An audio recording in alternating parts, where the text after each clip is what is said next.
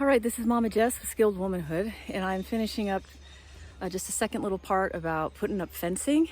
And this is really funky fencing. It's an emergency fencing. I've got to get the chickens away from the garden.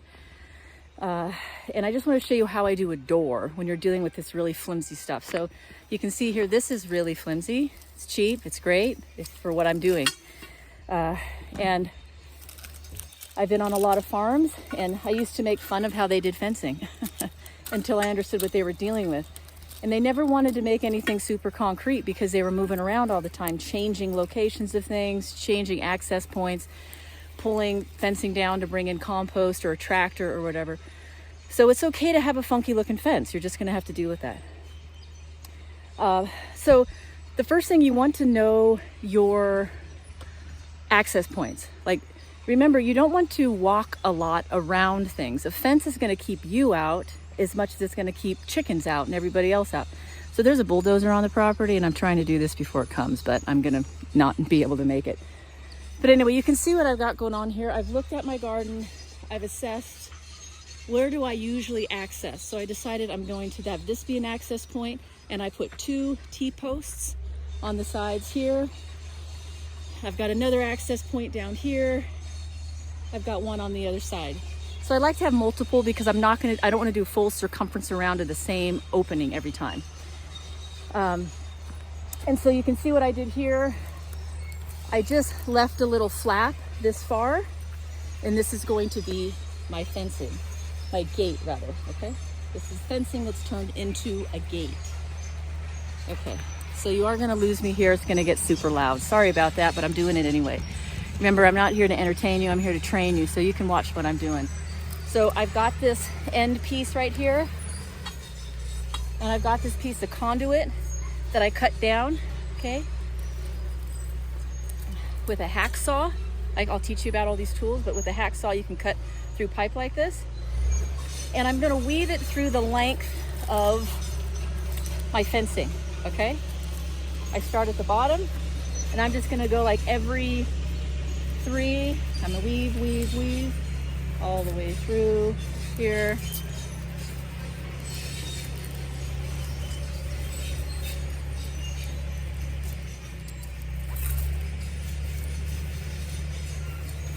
Okay.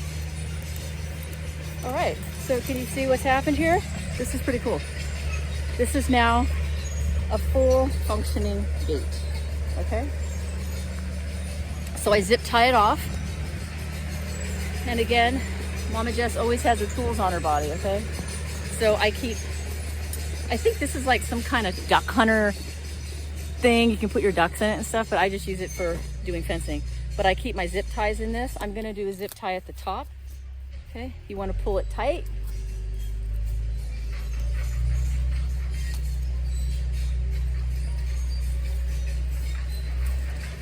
I really don't like videoing by myself. Like, it makes me insanely frustrated because I know you can't see everything I'm doing, and it's really hard for me to do it myself. Okay.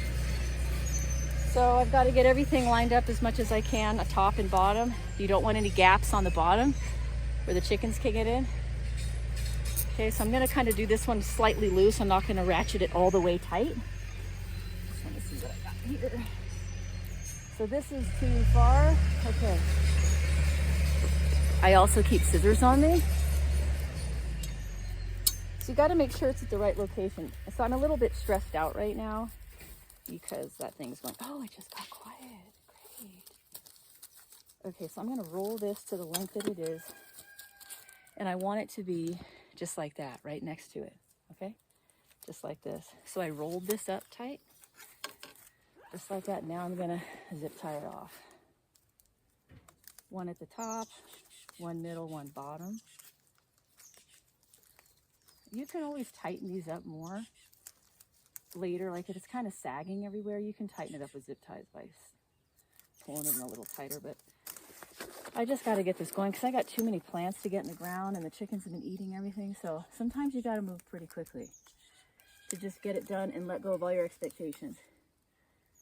And a lot of your expectations can be basically dictated by reality because the ground is so hard right now, and I've got so many rocks I'm dealing with that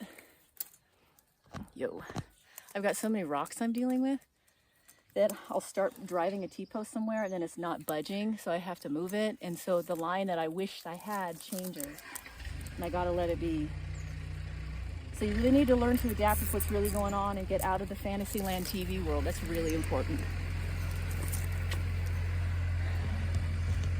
So the last thing I do for these kinds of fences, so you just get a conduit. You can use bamboo, you can a dowel for a closet or something, anything that's just going to be a pole. Okay, and then I just do a really loose little I'll show you up close in a second. But I slightly put this on, just like here. You see this? I just did this slight little thing. So when I a zip tie here, it's like a little circular thing. When I open this, I open it and I let this drop, just like that. And then I let this fall. I don't even care about it. Don't be, I didn't tie these up. Shoot, forgot. Okay, so don't worry about it. Just let it drop, and then you'll come when you're done and you're gonna pick it up and do this, just like that. And it's done, okay? Really basic, minor. You can move these around. They work great. I do have to tighten this one up. Anyway, the bulldozer's driving me out and it's dozing me out of the area. I think that's pretty much it. So anyway, this is Mama Jess. To recap, it's really helpful if you're going to be doing a lot of fencing. You want to have T-posts. They're not cheap these days, but T-posts are super important. So keep your eye open at garage sales or estate sales. Sometimes there are people who just have big stacks of them around and they're never going to use them, and you can ask if you can buy them off them for a handful of dollars each. And then you're going to want to have a puller, a T-post puller. Those are super helpful, especially in really hot, dry country, because it's hard to pull them out on your own. If you don't have a T-post puller, you can just kind of rock it back and forth. You can take a sledgehammer and kind of beat on it. Ideally, though, these pullers are really great. Also, you're going to want to have a T-post pounder. That's really important. And you can look at my other video. Hopefully you can see how I was doing that. And again, whenever you are putting that pounder on, don't try to lift it up as high as you can and drop it down. You want to come down below, walk out, kind of leave that T-post in the ground, walk yourself out, slide it on. When the T-post is almost literally parallel to the ground, and then walk it up slowly to a perpendicular position, vertical position to the ground, and then you can start driving it, okay? So, yeah, and just be mindful of where your paths are, like where you want to have access points and everything. So I think that's everything. If there's anything else, I'll let you know. But again, I just realized you're going to hear this a lot. Mama Jess is not here to entertain you. I'm here to train you. So I don't care if you're going to fuss about how I video this stuff. You have way too much to learn. You're definitely, we've all gotten to a point where we're way behind for our age, and we need to catch up, and we can. So I'm here to help you. And I know I made this for women, but these are all the things I would teach if I had a son too. So I hope that helped you, and I'll talk with you soon. Bye-bye.